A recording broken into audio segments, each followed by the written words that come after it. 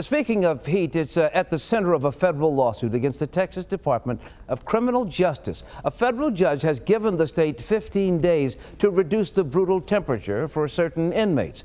Our Brett Shipp has been investigating heat-related deaths at Texas prisons. He's here with more on that story. Brett? John, while the specifics of this one ruling are narrow, some expect it to have a huge impact on state prisoners all across Texas who are at this moment sweltering without air conditioning and in some cases dying.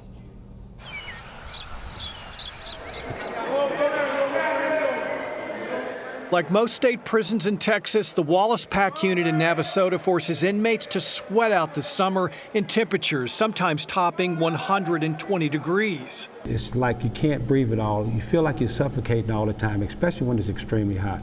So hot, inmate Keith Cole filed a federal lawsuit calling conditions unconstitutional. Now a federal judge in Houston has agreed. He did so after 2 years of hearings, hundreds of exhibits, and 13 days of testimony.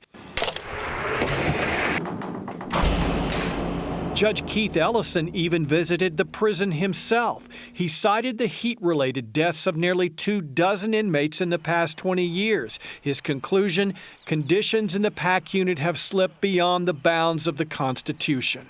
Ellison has now ruled that the prison has 15 days to lower the temperature to at least 88 degrees for inmates susceptible to the heat. People are dying. People are getting hurt every single summer.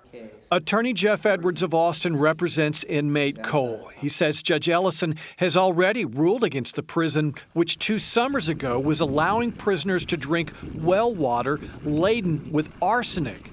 Edwards feels this new ruling will ultimately affect every prison in Texas without air conditioning.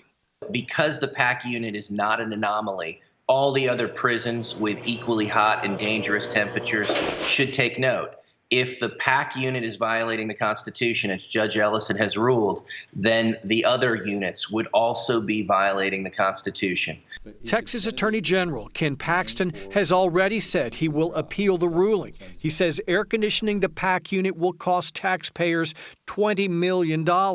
He also says Texas taxpayers shouldn't be on the hook for tens of millions of dollars to pay for expensive prison air conditioning systems, which are unnecessary and not constitutionally mandated.